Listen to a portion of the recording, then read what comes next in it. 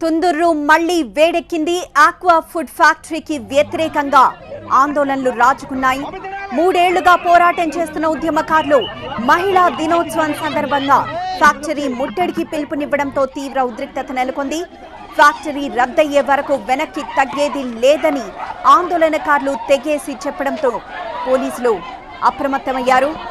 1100 మంది పోలీసులతో భారీ భద్రతను కట్టుదిట్టం చేశారు. పోలీసులు 144 సెక్షన్ విధించారు. ఉదయం నుండే పోలీసులు భారీగా మోహరించారు. ఆల్మోస్ట్ ఒక్కొక్క ఇంటికి ఒక్కొక్క కానిస్టేబుల్ అన్నట్లుగా పోలీసులు అక్కడికి చేరుకొని ఎక్కడికక్కడ ఆందోళన నిర్వహిస్తున్న వారిని వాళ్ళ ఇంటి దగ్గరే ఉంచి బయట గేట్లు మూసివేస్తున్న దృశ్యాల్ని మనం చూస్తున్నాము. పశ్చిమ గోదావరిలోని తుందూరులో ఆక్వా ఫుడ్ పార్క్ కి వ్యతిరేకంగా ఆందోళనలు మిన్నంటాయి. ఆందోళనలు భారీ స్థాయికి చేరుకున్నాయి. ముఖ్యంగా ఈరోజు మహిళా దినోత్సవం సందర్భంగా మహిళలు తమ పిడికిలు బిగించి ఆక్వా ఫుడ్ పార్క్ కి వ్యతిరేకంగా ఆందోళనని నిర్వహిస్తున్నారు. ఈ మేరకు నిన్నే మహిళలు పిలుపునిచ్చారు.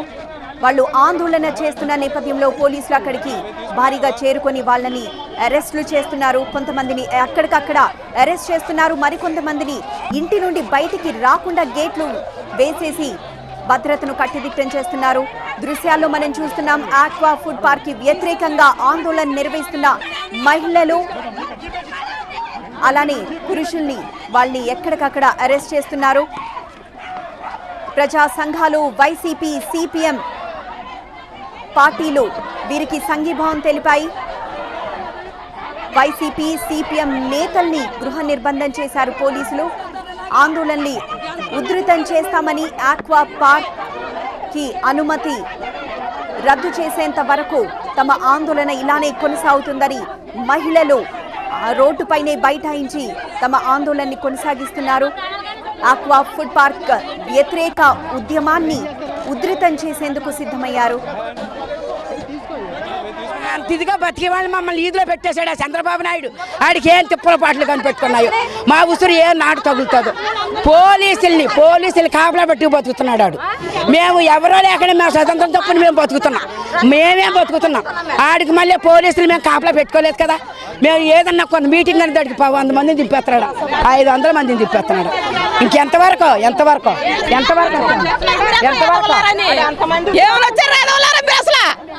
తప్పుడు వచ్చిన వాళ్ళని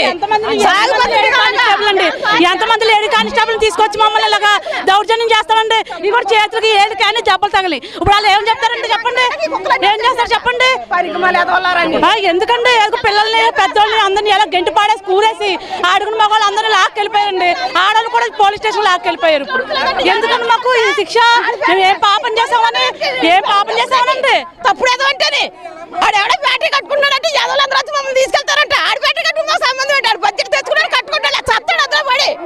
మమ్మల్ని తీసుకెళ్ళాలని పనేంటి, మా మొక్కలు తీసుకెళ్ళాలని పనేంటి. ఊళ్ళోకి వచ్చి పడేయాలి. నీ బ్యాటరీలోకి మేము వచ్చావా, నీ దగ్గరికి మేము వచ్చావా, నీ సైట్లోకి మేము అడిగి పెట్టావా? సరైన వంట పుడితే ఆడ అక్కడే ఆడాలి, ఇక్కడ దగ్గర రాకూడదు. బొట్ట పుట్టలే తప్పుడు కుక్కలు తప్పుడు వంట పుట్టుకుని తప్పుడు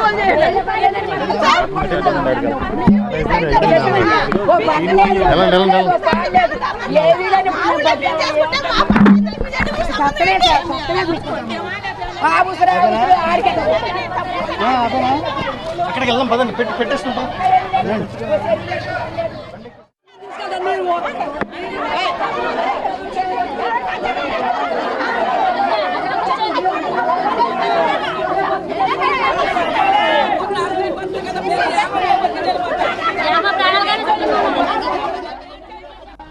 ఇది తమ భూమి, తమ కష్టం, మా పంట పొలాలు నాశనం అవుతుంటే మేము చూస్తూ ఊరుకోమని అక్కడి మహిళలు నినదిస్తున్నారు. ఆక్రోశంతో జరుగుతున్న ఆందోళనలు ఇంకా ఉధృతం చేసేందుకు సిద్ధమవుతున్నారు. ఆందోళనలతో అలర్ట్ అయిన పోలీసులు తుందూరు పరిసర గ్రామాల్లో భారీగా మోహరించారు.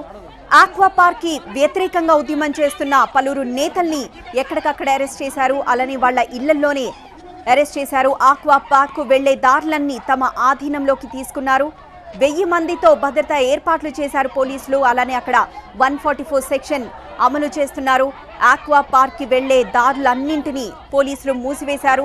ఆ చుట్టుపక్కల గ్రామాల ప్రజలు ఒకంత ఆందోళనలో ఉన్నారు. టెన్షన్ వాతావరణం ప్రస్తుతం అక్కడ కొనసాగుతోంది. చుట్టుపక్కల గ్రామాల్లో కూడా ఈ టెన్షన్ కొనసాగుతోంది. ఇప్పటికే 5 డిఎస్పీలు, 16 మంది సిఐలు, 45 మంది ఎస్ఐలు, 92 మంది ఏఎస్ఐలు, 750 మంది కానిస్టేబుళ్లతో పాటు 2 ప్లాటూన్ల పోలీసులు రంగంలోకి దిగారు. ఆల్మోస్ట్ ఇంటింటికి ఒక్కొక్క పోలీసు అన్నట్లుగా ఏర్పాటు చేశారు. అడుగడుగున నిఘాను పెంచారు పోలీసులు. తుందూరుకు వెళ్లే అన్ని మార్గాలను క్షుణ్ణంగా తనిఖీలు నిర్వహిస్తున్నారు. ఎవరిని ఫ్యాక్టరీ వైపు మాత్రం వెళ్లనివ్వడం లేదు. అలానే అక్కడ రోడ్డుపైనే బైఠాయించి నిరసన తెలుపుతున్న వారిని ఎక్కడికక్కడ అరెస్ట్ చేస్తున్నారు పోలీసులు.